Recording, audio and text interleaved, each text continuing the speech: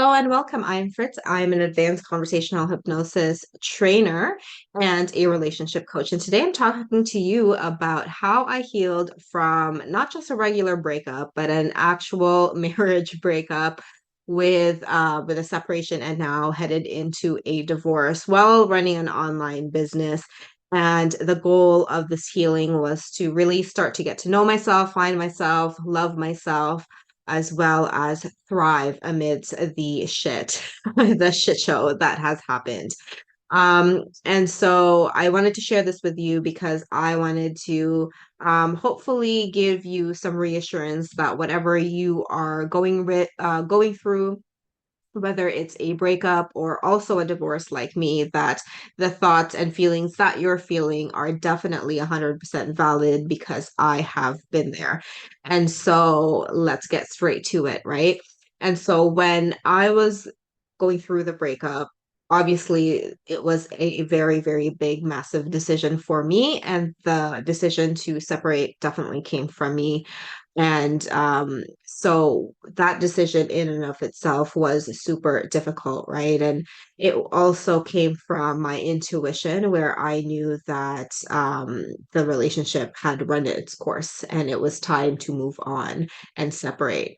And so even though that decision was made from a place of intuition and gut knowing that this decision is not just best for me, but also my ex, it was difficult, right? It was completely difficult. There was a lot of shame and a lot of guilt with regards to it, because I can look back at it now. I didn't really know this 100% certainty back then until I did the healing work, was that I had somehow associated my self-worth with a previous relationship, and not just the previous relationship, anything external that I've done. Because I'm someone with a high achieving mentality, very go, go, go, very, very much type A. I love to do things. I love to accomplish things. It makes me feel great, that I matter and that I'm significant.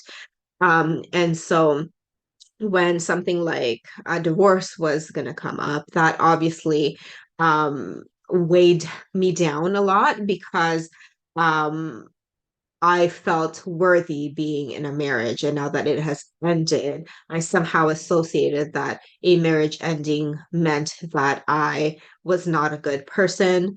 There was definitely a lot of those thoughts, and that I just, I'm a fucked up person for fucking up a marriage, even though now I laugh at it now. But that was the actual feeling I really felt back then. And it was very distressing to feel all that shame and all that guilt, right? And backwards rationalizations and all those very intense feeling that one go through with any breakup, right? With any type of grief related situation. And so when I felt that, this was really difficult for me, but I just allowed myself to feel those emotions. And as someone who is a coach, this is what I preach, right? Also a hypnotist. So being able to um, validate your own emotions as well as go through them and feel them was something that I actually did. I actually walked the talk with this one because I knew that this was going to be the fastest way for me to move on. And when I did all that healing work, like I mentioned, I found that association that my mind had with the fact that I'm only worthy as a person if I achieved XYZ, and that included being married, right? And so now that the Mhm. marriage has ended and my self-worth took a big, massive dump, um, how I healed from that was just really allowing myself to accept, instead of criticizing myself for the decisions that I've made or not done in the relationship or whatever excuses I made back then. I just accepted the fact that, this is where we're at. This is the process that we're going to go through. We are going to deal with it. To do my best to not beat myself up, and just to allow myself to again feel the emotions. And so when I did that, I learned a lot about myself. I did isolate myself a little bit from my friends and family just so I could gain clarity. because unfortunately a lot of the times some of and I'm sure you this has happened to you too, where some of your friends and family aren't very helpful with either their comments or their advice. I've had some friends tell me that I was making the wrong decision, even though they only knew like 1% of the whole thing, right?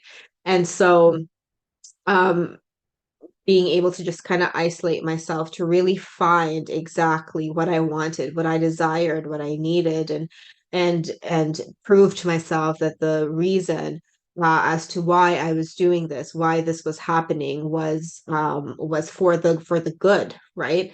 And that only happened when I isolated myself just for a little bit. And some people might think that that's not good, but I do believe that it is necessary for you to actually do this, obviously be safe with it, but at the same time really getting to know yourself for however long it takes you is such a big thing, especially when you're going through something like a breakup, right? Because you kind of really want to know yourself and also how you start interacting with other people. And so that's what I did. And I found the things, little things that gave me joy. And this was very difficult at the beginning. But for me, historically, I did like working out. I did find accomplishment and um accomplishment, and I felt good lifting weights. So I started doing that even though I didn't feel like it. I started to, start that discipline again to make me feel good about myself. And also, natural endorphins are a good thing, right? So find something that really works for you. And another thing that I did was I educated myself. And you just as a caveat, make sure that you look at yourself and make sure that you don't overly indulge or overly learn, because this is definitely something that I did, and I want to bring it to your attention so that you don't do this. Sometimes I got caught in overly educating myself and not applying the concepts that I learned. So one of the things that I learned was I learned about the neuroscience of relationship grief, which I talk about now a lot here in this channel, but I learned it for personal use to give myself the validation that what I was doing was or and feeling were normal. But at the same time, because it was very much common in the clients that I helped, it was one of these things where I killed two birds with one stone. So being able to start learning and obviously applying, I definitely could have applied things a lot faster than I did. But doing pretty much the point of it is like find something, even if it's just something little every day that works best for you, that makes you feel happy, whether it just be that first sip of coffee in the morning, right? Or that first tea. It could be really anything, or just going for a walk and just watching squirrels or something.